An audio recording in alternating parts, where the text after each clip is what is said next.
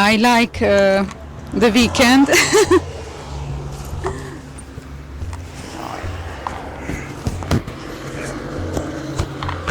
Okay, so first let's cross in the square and we find a place for us, and from the square we can look around very well. Okay, let's go.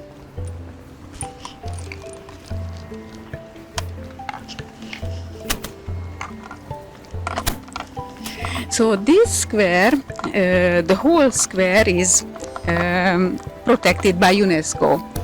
It belongs to the World Heritage. What's this square? Heroes Square. Heroes Square. Like a hero. Yes, yes. Because we remember here heroes, to the heroes. And if you look, please, to the middle of the square, you can see a long column, 36-meter high column, and at the top there is a statue representing Archangel, the Hungarian Holy Crown in one hand and the Apostolic Double Cross in the other hand. This statue won the Grand Prize in Paris during the World Exhibition in 1900. And today, if you ask where is the real Hungarian crown, I have to tell it's guarded in the Parliament building under the dome, and it can be seen if someone visits the Parliament. That is the real golden crown which was really used during the long century to crown the kings. Franz Joseph was crowned by that. So this is a real treasure. And the double cross is usually another question, that why it is double. And I have to say that when our first king was crowned in 1000, that was the time when Hungary opened towards Christianism. And before that, the Hungarians had other religion or faith, and Stephen was the first king who in fact made it compulsory to be Christian. Of course, half of the population was against him, but the Pope of the time appreciated very much this opening, and he sent a double cross to Stephen. And that meant privileges to him. He became an apostolic king because he was considered as an apostle towards Christianity for the nation. And that's why when he is represented as a statue, always the double cross in his hand as a symbol. We will here also on the colonnades. Let's move a little bit closer. At the foot of the column, if you look, that is also interesting, because I mentioned in the bus that in 896 the first 7 tribes came to the Carpathian Basin,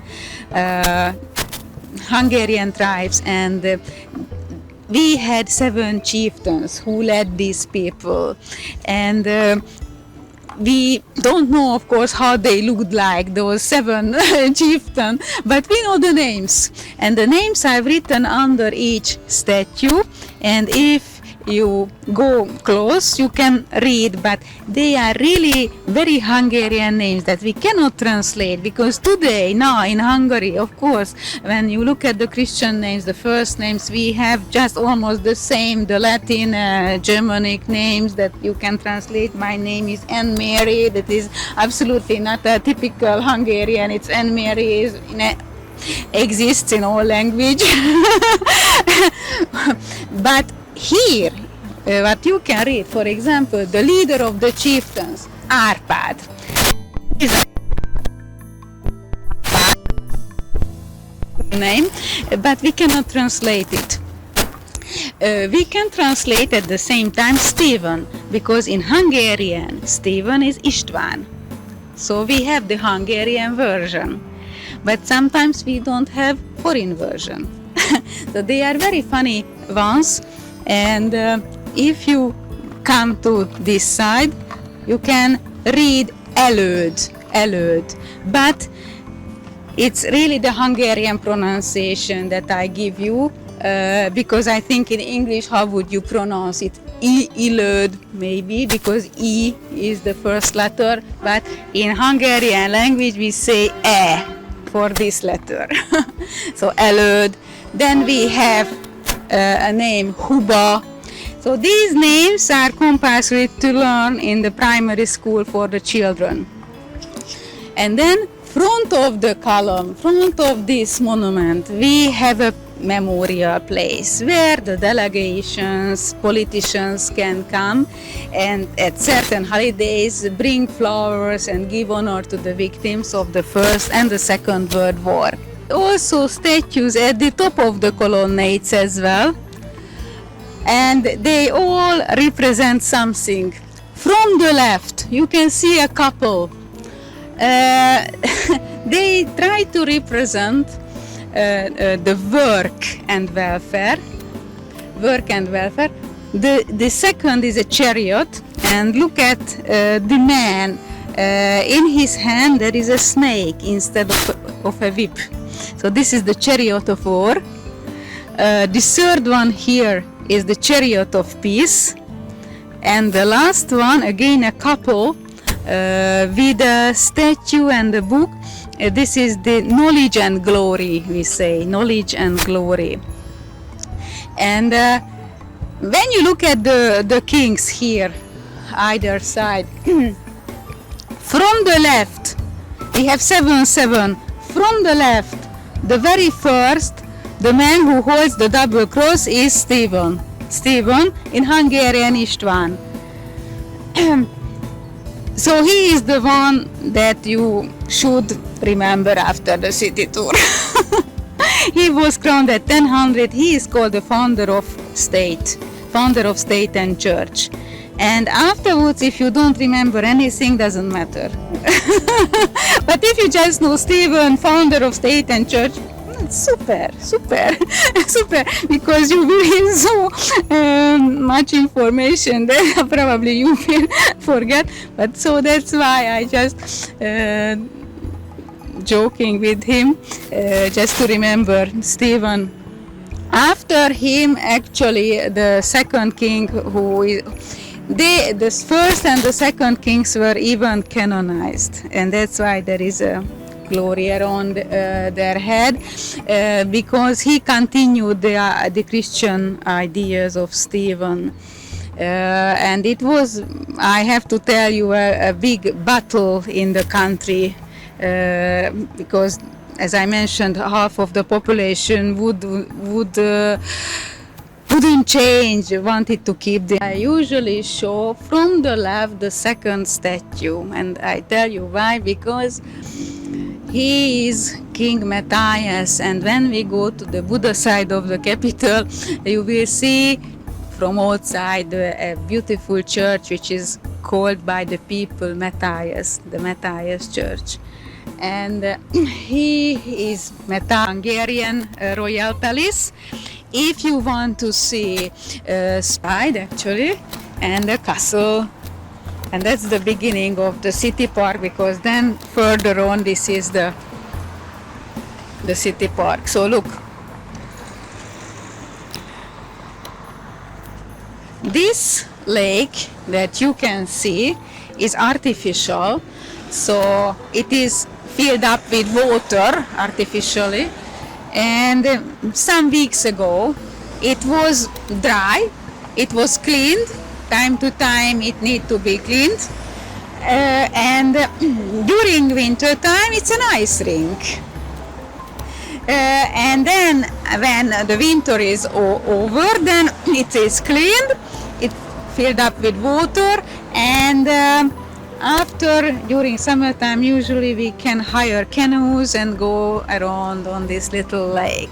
It's nice because it's decorated, but it's very good during winter time when we come and it's dark, but it's nicely lit. There is the music and the students can go around, and we can also learn skating or just go and skating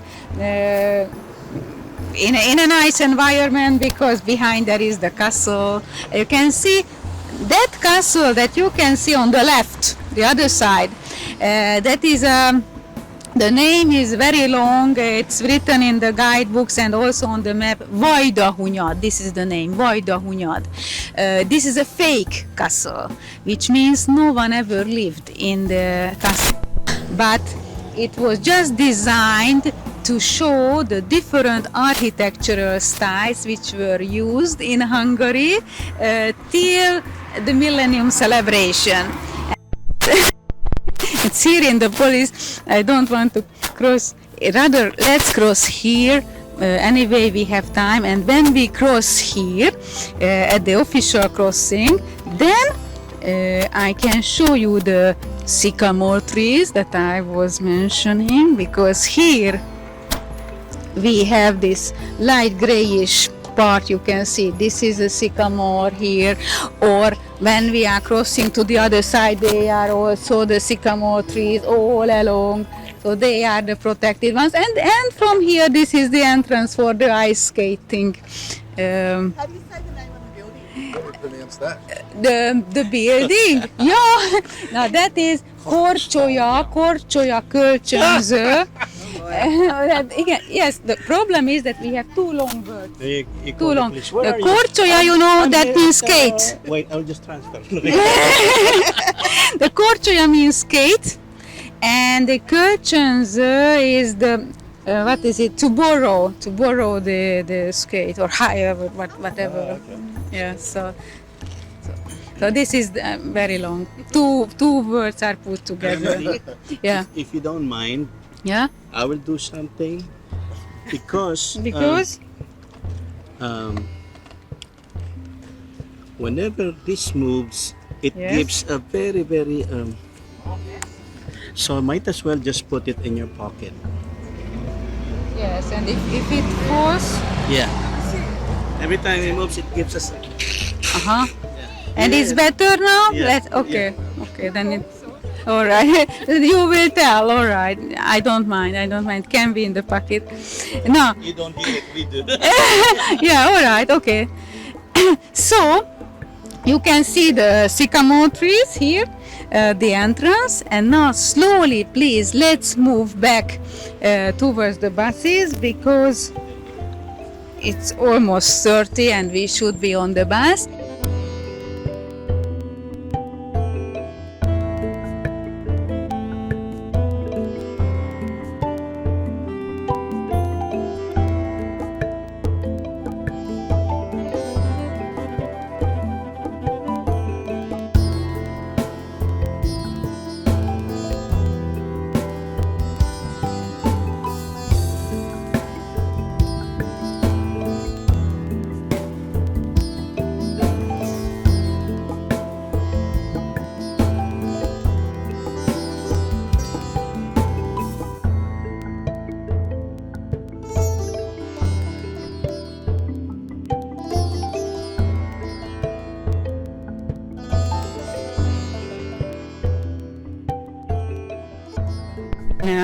Hungary at Easter time, we always paint the eggs, and that is a kind of a present to the boys. The girls prepare the painted eggs, and that is the present. That's why here also you can see eggs. After the boys come on Easter Monday watering the girls, and then the present is usually a painted egg. That was the ancient folk tradition. That is the primary school here that you can see. It's the design, primary school. And this restaurant on your left hand side, which is really very colorful, look. It is painted in this way to turn and look, and this is the oldest building of Kassel district.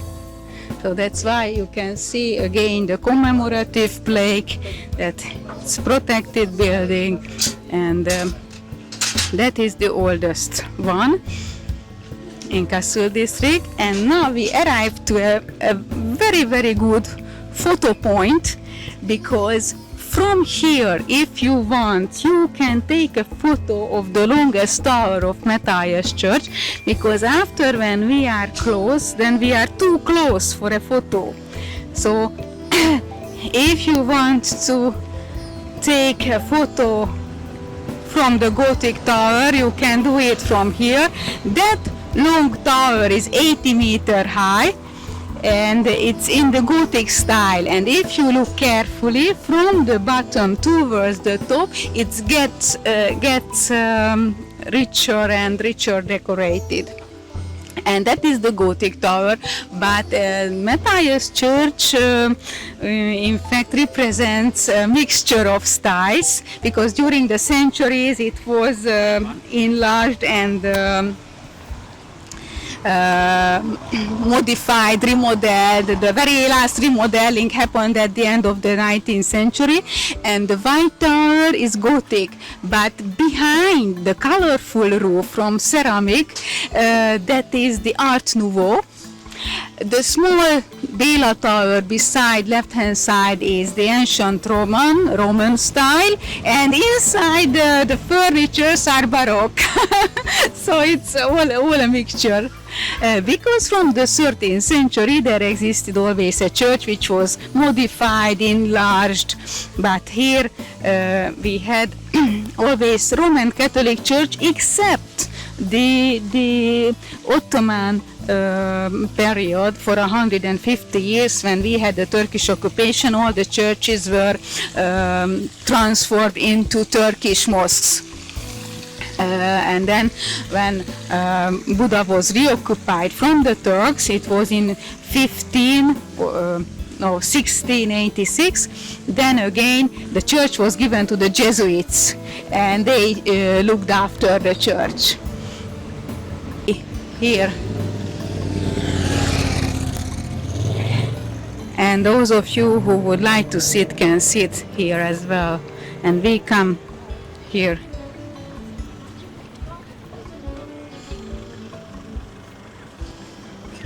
Come, if you want to come here in the shade, it's better for you.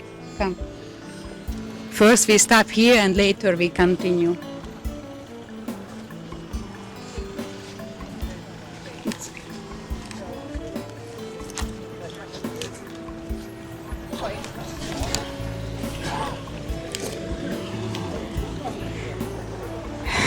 So,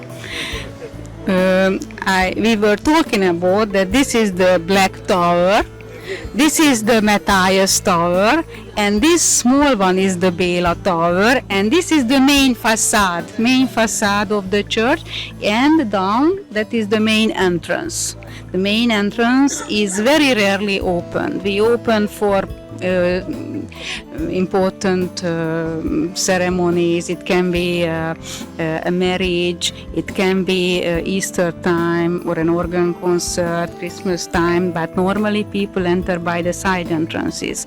But I'm not sure that at the moment the church is open, probably not, because it's Sunday and there is the Sunday Mass, and I think it's at 10 o'clock, from 10 o'clock, and as far as I know, normally they open only 12 o'clock on Sundays. So unfortunately in this morning you won't be able to enter, but during your afternoon, if you want to come up, then it's possible, or you can also visit, instead of Matthias Church, the St. Stephen Basilica on the past side, because that is closer to the ship. I find it strange, because in our place, on a Sunday, churches are usually open. If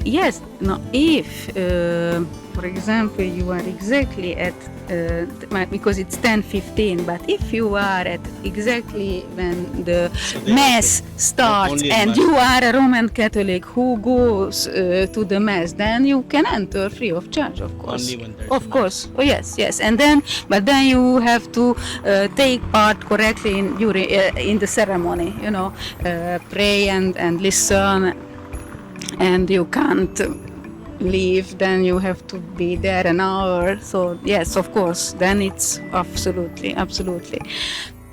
This was the ancient Buddha town hall. Look at the little clock tower at the top, or the statue at the corner, representing Pallas Athena from the Greek mythology. In the 13th century, she was considered as a patron saint of this area, and it was at that time the council, let's say the council. Today inside we have modern stuff, but the outside is protected. It must be always in this way reconstructed. And then in the middle of the square, that is the copy of the Holy Trinity column of the 18th century, because the original one is kept preciously in a place. This is the 100% a copy Holy Trinity column, which means that in the 18th century the Black Plague attacked the area and people died in the Black Plague. That's everywhere. The Holy Trinity column means that.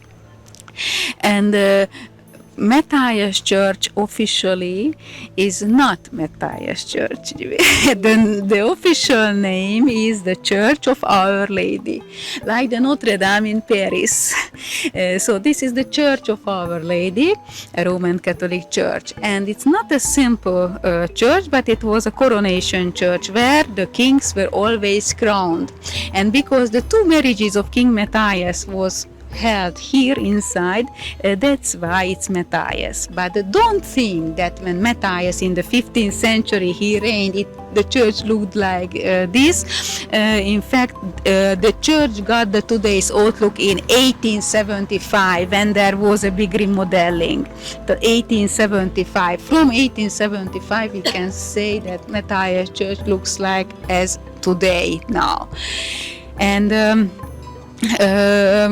the very last coronation, because Franz Joseph was crowned here in 1867, and the last coronation was at the beginning of the 20th in 1916. Charles IV from the Habsburg dynasty was crowned inside, and also of the time commission to do something more, to give a more artistic environment to this church, because there was already a need for it. And then a lookout terrace which surrounds this place was designed, which is called the Fisherman's Bastion. And it is a lookout terrace and at the same time a symbolic building, because you will see that it has 7 towers exactly. And this is my second question, please. Why do you think that the Fisherman's Bastion has 7 towers? Almost. 7 tribes. Yes, because it's tricky. We have seven kings. That's right. They were just chosen by chance. But the 7 tribes, because if you look at the towers now, they have a round, special shape. The Fisherman's Tower, and this shape tries to represent the shape of the tents in which the Hungarians lived at the time of the conquest, and this is the yurt tent, And let me show you the nicest place where you can see the landscape. And we know then it's Stephen. There is a bird there, a kind of an eagle. I will tell you why a little bit later. Just come here. because from the stairs, when you look down, you can see the river Danube, and you can see Margaret Bridge, and behind Margaret Bridge you can see the Margaret Island. It's very nice. In fact, when people go away from there, we can also look, but just in case we can't, you can see Margaret Island. You know, I love Margaret Island. When I was a student, Friday afternoons, we always went there to my friends on the island, and we walked in, because it's full of flowers. It's a flower garden, in fact, a recreation area. No one can live on the island, and you can see from here the water tower there. It's a protected building again by UNESCO, but the whole island is protected, and we have swimming pools there. People go there to do the jogging, and now today we have a train for the joggers. There was not,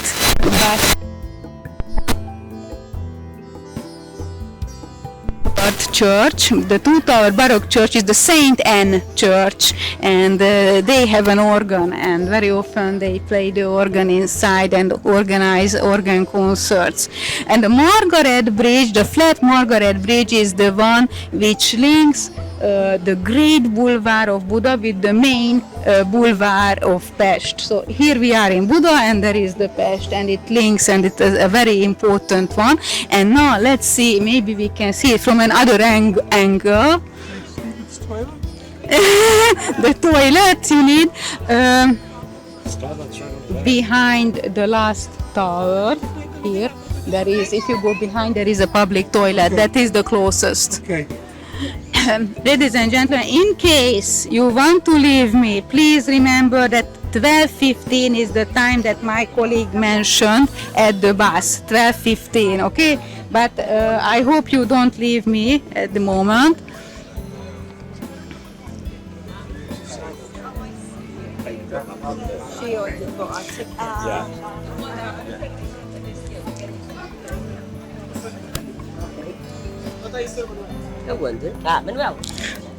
Let's come. There is a little balcony here that I really like. That's my favorite, and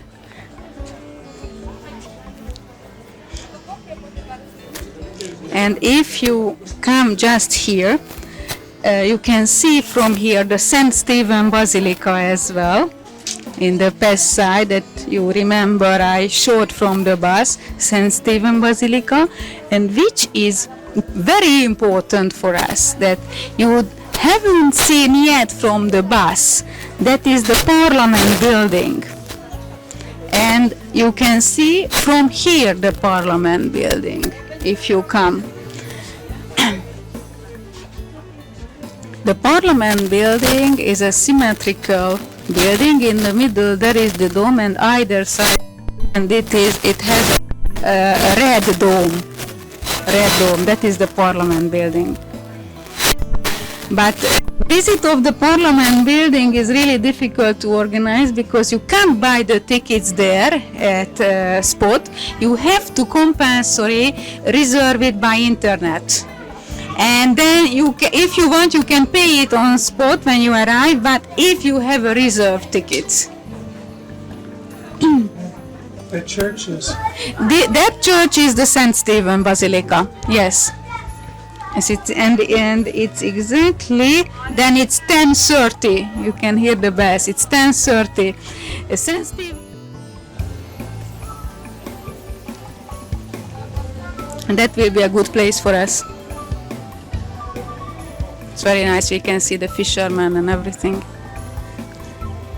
and the hotels along the Danube course. So the luxurious hotels, Marriott, Intercontinental. So what I wanted to mention, at the St. Stephen statue, you remember there was a man with a real bird, with an eagle, and he is there because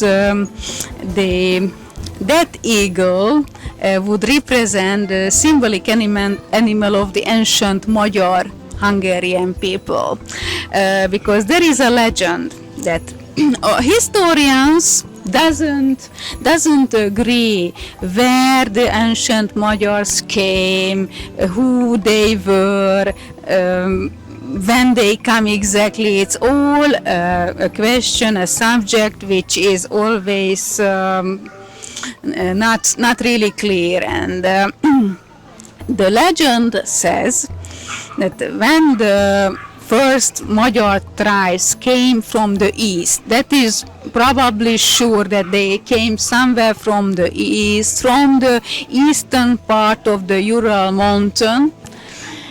The legend says that they were guided by a bird, and that bird is an imaginary bird which doesn't exist in real nature. It's an eagle-like bird, but much bigger than an eagle, and it was called the Turul, the T-U-R-U-L, Turul. And that's why don't be surprised if you can see an eagle-like bird, but not the raven of Matthias, because that's different. An eagle-like bird which is really very, very big. One of the bird that Turul bird that you can see is near the Royal Palace up on the hill, but also you can find the Turuls at the top of the green Liberty Bridge, or at the top of the columns. So that bird doesn't exist, but according to legend, a very, very big eagle-like bird led the Magyar tribes, but not even led him, because the legend says that they were forced to go there, and when the bird said, "Here you have to stop," then they had to stop. This is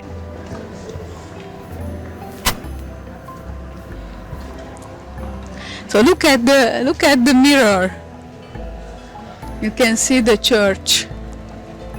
But they couldn't get permission to build that today. Matthias Church is a kind of a border, because if you walk from here towards that direction, you rather reach that area where the people live. It's calmer, but from here till the end of the Treasurer's Street, till the bus stop, that is the busiest section where the tourists look around, where you find the cafes, you can sit down, buy the souvenirs, things like that. But let me show you another little secret street here. Nice cafes. One of them is called the Russwurm, and it's green outside. You can taste really very delicious cakes and cafes, but the problem is it's very small, so I can't guarantee that you can sit down inside or outside. It depends on the chance, but that is a famous one because even Sissi visited that place. So that is the Russwurm Cafe. But if you don't want that street, you can go this street. You can look around on your own. And if you really want public toilets, there are two that I can mention. One is behind the last tower of the Fisherman, and the other is at our bus stop. So this is the two. And